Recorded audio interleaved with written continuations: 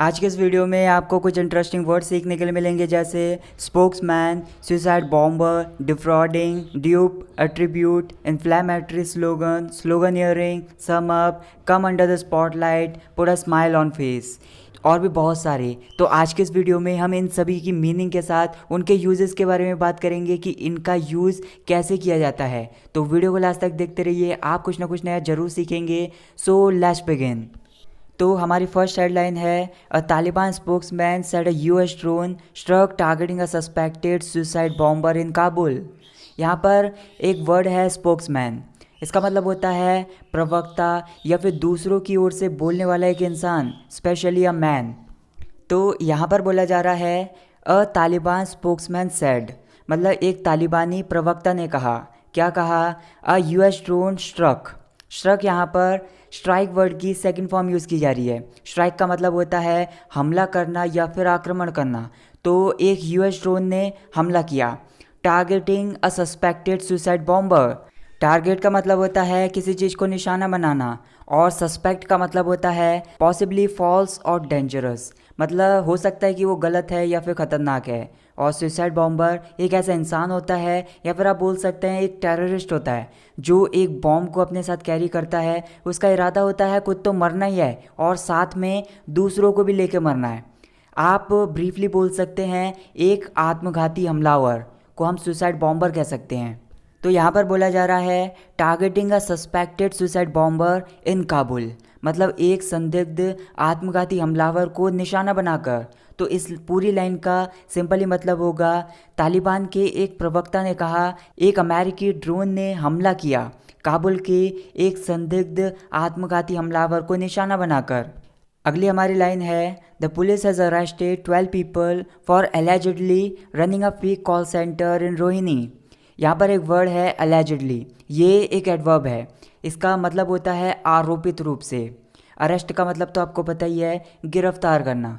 तो इस लाइन का मतलब होगा, द पुलिस हैज़ अरेस्टेड, मतलब पुलिस ने अरेस्ट किया है 12 पीपल, मतलब 12 लोगों को, for allegedly running a fake call centre, मतलब एक फेक कॉल सेंटर या फिर एक फर्जी कॉल सेंटर चलाने के आरोप में, जो कि रोहिणी में था। तो इस पूरी लाइन का सिंपली मतलब होगा, रोहिणी में फर्जी कॉल सेंटर चलाने के आरोप में पुलिस ने 12 लोगों को गिरफ्तार किया है। अगली हमारी लाइन है, they were defrauding people in the name of providing loans. यहाँ पर एक इंटरेस्टिंग वर्ड है defraud. It means to get something from somebody in a dishonest way, मतलब किसी के साथ धोखा देकर कुछ चीज़ लेना, मतलब धोखा देना या फिर ठगना। तो यहाँ पर बोला जा रहा है दे वर डिफ्रॉडिंग पीपल, मतलब वे लोगों को ठग रहे थे या फिर लोगों के साथ धोखाधड़ी कर रहे थे। इन the name of providing loans, loan का मतलब होता है कर्ज। तो यहाँ पर बोला जा रहा है कर्ज देने के नाम पर। तो इसका सिंपली मतलब होगा, कर्ज देने के नाम पर वे लोगों के साथ धोखाधड़ी कर रहे थे या फिर लोगों को ठग रहे थे। अगली लाइन है हमारी, the arrested people duped more than 700 people in less than a year. यहाँ पर एक वर्ड है ड्यूप।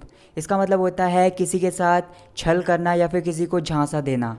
तो यहाँ पर बोला जा रहा है दी अरेस्टेड पीपल ड्यूप्ड, मतलब जिन लोगों को गिरफ्तार किया गया था उन्होंने धोखा दिया, मतलब या फिर आप बोल सकते हैं उन्होंने छल किया। मोर देन 700 पीपल, मतलब 700 से ज़्यादा लोगों के साथ।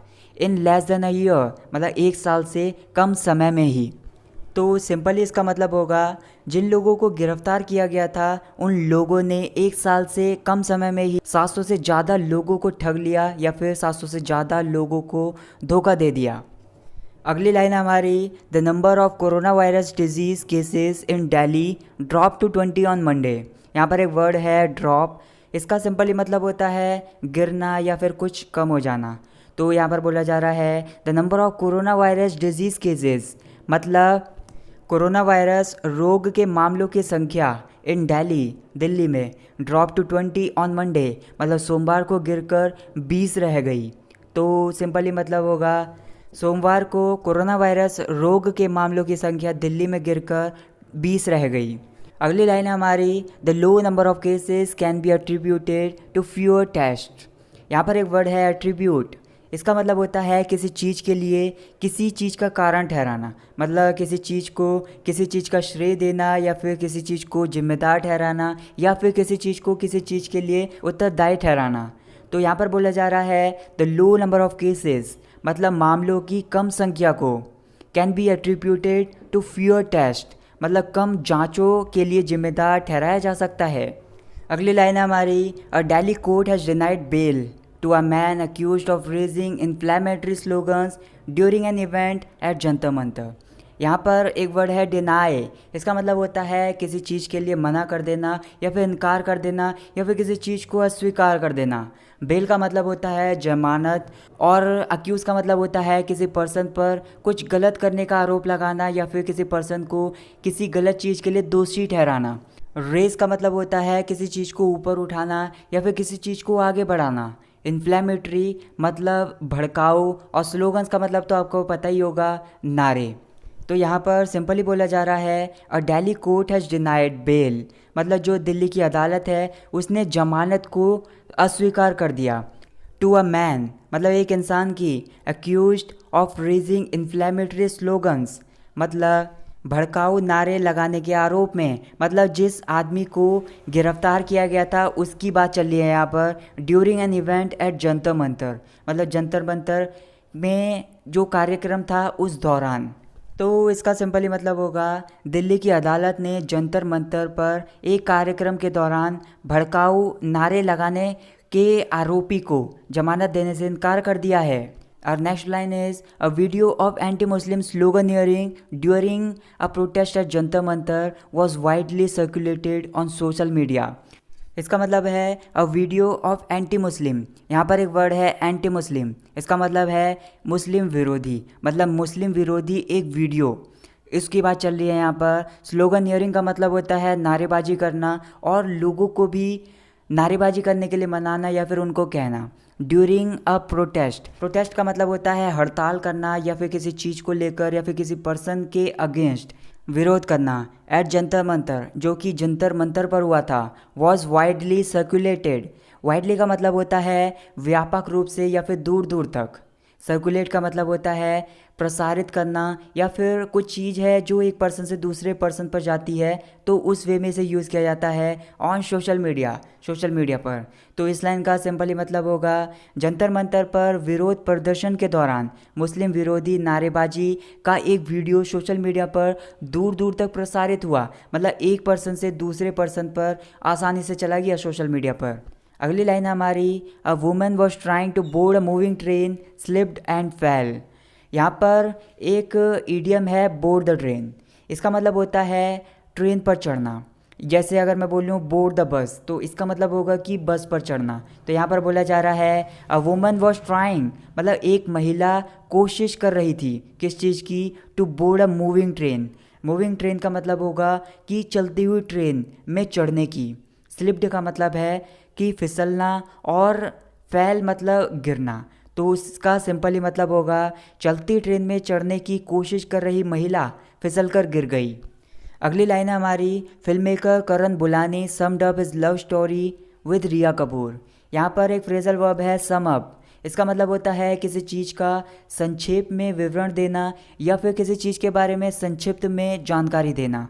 तो यहाँ पर बोला जा रहा है फिल्म मेकर करण बुलानी मतलब जो फिल्म निर्माता करण बुलानी हैं उन्होंने समअप किया मतलब संक्षेप में विवरण दिया या फिर संक्षेप में जानकारी दी किस चीज़ की, हिज लव स्टोरी मतलब अपनी प्रेम कहानी की, विद रिया कपूर जो कि रिया कपूर के साथ है।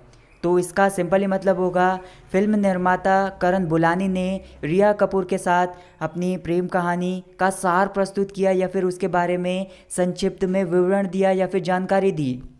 अगली लाइन है हमारी, one of the most frequent topics that comes under the spotlight during laser is weight gain. यहाँ पर एक वर्ड है फ्रीक्वेंट, इसका मतलब होता है बार बार या फिर लगातार। तो यहाँ पर बोला जा रहा है one of the most frequent topics मतलब बार बार आने वाले टॉपिक्स में से एक topic, that comes under the spotlight. Come under the spotlight यहाँ पर एक ईडियम है, इसका मतलब होता है कुछ सुर्खियों में आना या फिर किसी चीज़ को लेकर ध्यान अपनी तरफ खींचना।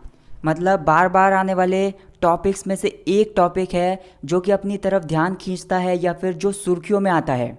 किस टाइम पर? During laser. लेज़र का मतलब होता है फुर्सत का समय या फिर खाली समय में।